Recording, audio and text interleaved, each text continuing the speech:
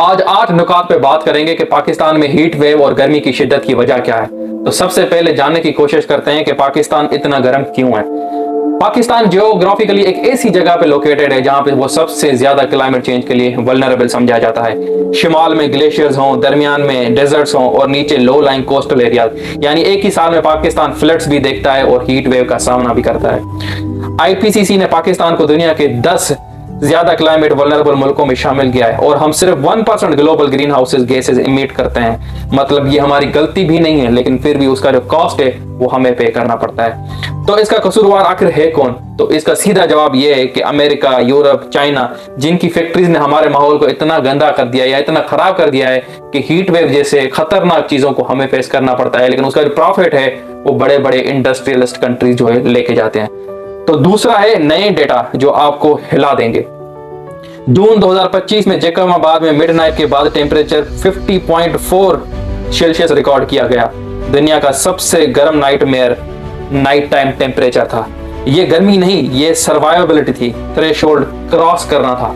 ये normal temperature से कहीं ज्यादा था। दूसरी बात, अप्रैल जून 2025 हीट वेव में डेरा गाजी खान में 50 डिग्री, लाहौर और सरगोदा में 47 to 49 डिग्री रिकॉर्ड किया गया। और ये अब सिर्फ सिंध का मसला नहीं रहा, गिलगित बल्तिस्तान, केपी के जो हिस्टोरिकली ठंडे इलाके थे वहां भी टेम्परेचर्स ने रिकॉर्ड तोड़ दिए और ये आहिस्ता आहिस्ता फैलता हुआ पूरे पाकिस्तान को अपनी लपेट में ले लेगा। तीसरी बात यह है कि 2024 में कराची हीट वेव में एडी फाउंडेशन ने सिर्फ 5 दिनों में 568 लाशें उठाई, लेकिन गवर्नमेंट ने जो नंबर बताया वो सिर्फ और सिर्फ 56 था। यानी इसका मकसद यह था कि इतनी अंडर रिपोर्टिंग और डेथ्स को छुपाया जा रहा है कि अगर एक्चुअल नंबर सामने आ जाए तो शायद लोग हिल जाएंगे।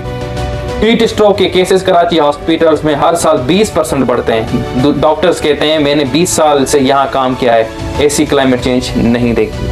20% का मकसद ये है कि अगर अगले साल 80% लोग इससे शिकार हो गए तो इस साल 100% हो जाएंगे। अगर ये तादाद इसी तरह से बढ़ती गई तो शायद पूरी पॉपुलेशन को इसका।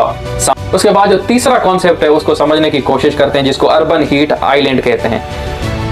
जब किसी शहर में ज्यादा कंक्रीट, ज्यादा फैक्ट्री, ज्यादा कार्स और ज्यादा इंफ्रास्ट्रक्चर होता है तो वो शहर अपने आसपास के इलाकों से काफी ज्यादा गर्म हो जाता है।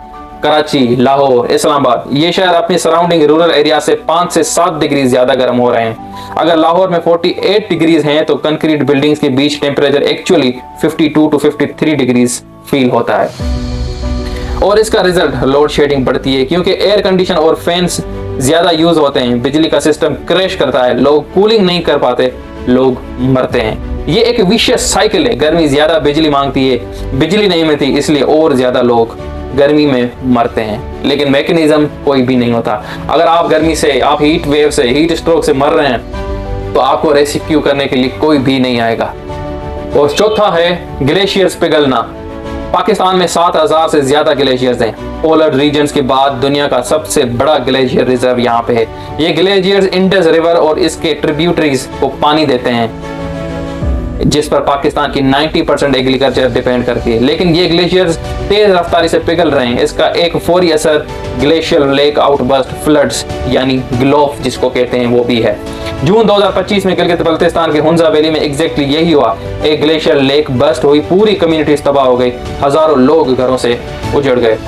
और लॉन्ग टर्म जब ग्लेशियर्स खत्म हो जाएंगे, और साइंस कहती है ये जरूर होगा कि ग्लेशियर्स का खात्मा हो जाएगा, इंडस रिवर्स का पानी खत्म हो जाएगा, पाकिस्तान के पेट खाली हो जाएंगे। ये सिर्फ हीट वेव नहीं, ये पाकिस्तान के वजूद का सवाल हो जाएगा। ये आपके लिए नेशनल सिक्योरिटी क्राइसिस बन जाएगा। लेकिन एज ऑफ नाउ किसी को कोई कंसर्न नहीं है, ग्लेशियर्स पिघल रहे हैं, कोई इस पे अटेंशन नहीं देता। लेकिन एक ऐसा टाइम आएगा जब हमें पानी की किल्लत हो जाएगी और हमारे पास पानी पीने के लिए नहीं रहेगा। एग्रीकल्चर तो आप भूल ही जाओ। लेकिन असल सवाल जो 5वां है वो ये है कि इसका असर किस पे पड़ता है, कौन सी कम्युनिटी अफेक्टेड होती है। तो क्लाइमेट चेंज एक डेमोक्रेसी नहीं है। इसका असर सबसे ज्यादा उन पर पड़ता है जो पहले से ही कमजोर है, मजदूर और किसान, जो जैकबाबाद की गर्मी जो 50 डिग्रीज पे चली जाती है, रोज ईंटों की भट्टियों में जाके काम करते हैं 1000 रुपए की तनख्वाह पे, लेकिन उनके पास कोई चॉइस नहीं है। वो इस काम को कोई सेलिब्रेट करके नहीं करते, लेकिन उनके पास कोई चॉइस नहीं है। इमेजिन करेंगे एक 50 डिग्रीज में आप एक ईंटों की भट्टी में जाके काम करते हैं। इसी तरह औरतों की बात की जाए तो वो औरतें जो रिसर्च के मुताबिक 1% टेम्परेचर राइज के साथ स्टिल बर्थ और प्रीमेच्योर डिलीवरी में 5% इजाफा होता है। ये नंबर्स हैं, ये वो जाने हैं जिन पे कोई फोकस नहीं करता कि जो लेडी ऑलरेडी ही प्रेग्नेंट है और अगर टेम्परेचर राइज हो जाए तो 5% चांसेस बढ़ जाते हैं प्रीमेच्योर बर्थ में है। यानी इन चीज़ों पे हमारी कोई फोकस नहीं है। पाकिस्तान में हीट वेव की वजह से स्कूल्स बंद हो जाते हैं। लाहौर में एक 15 साल की लड़की जन्नत ने बताया, पावर आउटेज में क्लास में इतनी गर्मी थी कि एक लड़की के नाक से खून तक निकल आया। लेकिन क्या रिपोर्टिंग होती है इन चीज़ों की? नहीं होती। जिनके पास ना एसी है ना बिजली, उनके लिए हीट वेव एक खामोश कातिल, एक खामोश मलकुल मौत का फरिश्ता समझा जाता है, क्योंकि कभी हार्ट अटैक, कभी स्ट्रोक रिकॉर्ड्स में लिखा ही नहीं जाता और बताया ही नहीं जाता कि इनके मौत की वजह क्या है। इतनी अंडर रिपोर्टिंग होती है यहाँ पे कि एक आम आदमी को उसको ये भी नहीं पता चलता कि इसकी मौत की वजह क्या है। उसके बाद बात करते हैं कि इसमें सरकार का, गवर्नमेंट्स का क्या रोल है। सिर्फ कराची के पास एक प्रॉपर हीट एक्शन प्लान है जो 2015 की डेडली हीट वेव के बाद बनाया गया है, जिसमें 1200 से ज्यादा लोग मारे गए। बाकी किसी भी मेजर शहर, लाहौर, इस्लामाबाद, पेशावर, कोयटा, कहीं पे भी कोई कॉम्प्रिहेंसिव प्लान नहीं है। डेथ रिपोर्टिंग में शदीद खामियां, हीट से मरने वाले लोगों को कार्डियक अरेस्ट, स्ट्रोक या कोई और नाम दे दिया जाता है, इसलिए असली मोर्टेलिटी का डेटा तो हमें पता ही नहीं चलता। क्योंकि अक्सर लोग जो मर जाते हैं उनको कहा जाता है कि यार इसको तो हार्ट अटैक आया था, ये तो स्ट्रोक की वजह से मर गया, इसको तो कोई और बीमारी थी। लेकिन अगर उसकी डेप्थ में जाया जाए, उसकी डायग्नोज हो, तो हमें ये पता चलेगा कि यहाँ पे बहुत सारे लोग जो गर्मियों में हीट की वजह से मर जाते हैं, उनका नंबर शायद हमें शॉक कर दे। और गवर्नमेंट जानबूझ के अंडर रिपोर्टिंग भी करती है, क्योंकि उसके बाद जो रिबटल और डायरेक्ट क्रिटिसिज्म आता है वो गवर्नमेंट की तरफ आता है। फॉरेस्ट कवर सिर्फ 4.5% है, आइडियल 25% होना चाहिए, यानी 20% हमारे पास फॉरेस्ट कवर ही नहीं है। और यहाँ पे हम दरख्तों को जानबूझ के काटते हैं और काट के फर्नीचर और दरवाजे और विंडोज बनाते हैं फैंसी। आप माहौल को इतना डेंजर कर देते हैं, इतना डेंजरस बना देते हैं कि एक बंदा अगर घर से बाहर निकले तो वो अपनी मौत को कंफर्म कर देता है। लेकिन यहाँ पे कुछ इफेक्शन ऑफ द सोसाइटी, कुछ माफियाज ऐसे हैं जो अपने प्रॉफिट के लिए किसी भी बाजी तक चले जाएंगे और कुछ भी कर सकते हैं। अर्ली वार्मिंग सिस्टम वीक है, इंफ्रास्ट्रक्चर आउटडेटेड है और गरेबान शहरों में जिन लोगों को सबसे ज्यादा जरूरत है उन तक कोई मदद नहीं पहुंचती। उसके बाद बात करते हैं सिर्फ 1%, और यही सबसे ज्यादा अनफॉर्चुनेट बात है और सबसे जलाने वाली बात ही यही है। पाकिस्तान दुनिया की total green house gas emission का सिर्फ 1% से भी कम कंट्रीब्यूट करता है। अमेरिका, यूरोप, चाइना, इन्होंने हमारे एटमॉस्फेयर को बर्बाद किया, लेकिन 1999 से 2018 तक सिर्फ 19 सालों में पाकिस्तान को क्लाइमेट डिजास्टर की वजह से 3.8 billion I repeat US dollars का नुकसान हुआ इकोनॉमिक, और 10,000 से ज्यादा लोग अपनी जानें गंवा चुके हैं। 2022 में सुपर फ्लड्स ने पाकिस्तान की 15% पॉपुलेशन को मुतासिर किया है, यानी 33 मिलियन से ज्यादा लोग। UN सेक्रेटरी जनरल ने कहा यह पाकिस्तान पर जुल्म है। पाकिस्तान का क्लाइमेट मिनिस्टर शेरी रहमान ने बिल्कुल सही कहा, हमारे लोग किसी और की गलती की सजा भुगत रहे हैं। यहाँ पे क्लाइमेट जस्टिस की बात की जाए तो कोई क्लाइमेट जस्टिस नहीं है, क्योंकि जो इंडस्ट्रियलिस्ट हैं, जो इंडस्ट्री चलाते हैं, फैक्ट्री चलाते हैं, वो अपने कारोबार को बरकरार रखने के लिए पूरे इकोसिस्टम को तबाह करने पे राजी हैं और इन बातों पे उनका हमेशा कंसेंसस होता है। ये पाकिस्तान के साथ नाइंसाफी तो है, लेकिन हल हमें ही ढूंढना पड़ेगा, क्योंकि आपको रेस्क्यू करने के लिए और कोई नहीं आने वाला। उसके बाद सवाल ये आता है कि यहाँ पे कोई उम्मीद भी है या नहीं, कोई रिजॉल्व, कोई सोल्यूशन भी है या नहीं।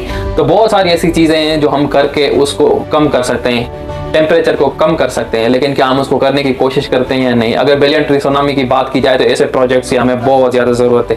हीट एक्शन प्लान्स हर शहर में होने चाहिए, इंफ्रास्ट्रक्चर होना चाहिए, मोस्ट अपडेटेड इंफॉर्मेशन इंफ्रास्ट्रक्चर होना चाहिए, जहाँ पे आपको कोई भी इंफॉर्मेशन चाहिए हो तो आप ले सकें और खुद को बचा सकें। उसके बाद ऑनेस्ट डेटा का होना बहुत ज्यादा लाजमी है।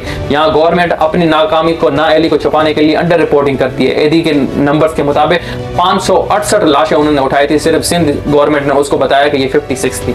अब जहाँ पे 80% लाशों का पता ही नहीं है, आप 80% लाशों को छुपा देते हैं, तो वहाँ पे ट्रांसपेरेंसी नाम की तो कोई चीज एग्जिस्ट नहीं करती। उसके बाद क्लाइमेट फाइनेंस का मुतालबे की बात की जाए तो पाकिस्तान जो इंडस्ट्रियल कंट्रीज हैं उनसे रेपरेशंस का मुतालबा कर सकता है। ये कोई भीख नहीं है, ये आपका हक है, क्योंकि हम उसे अफेक्ट होते हैं। जो इंडस्ट्रियलिस्ट हैं वो तो उसे प्रॉफिट कमाते हैं, वो कोल का, ऑयल का, हर तरह का यूज करके अपनी इंडस्ट्री को एम्पावर करते हैं और माहौल को गंदा करते हैं। लेकिन जो कॉस्ट होती है वो तो एक आम आदमी को, थर्ड वर्ल्ड कंट्रीज को पे करनी पड़ती है।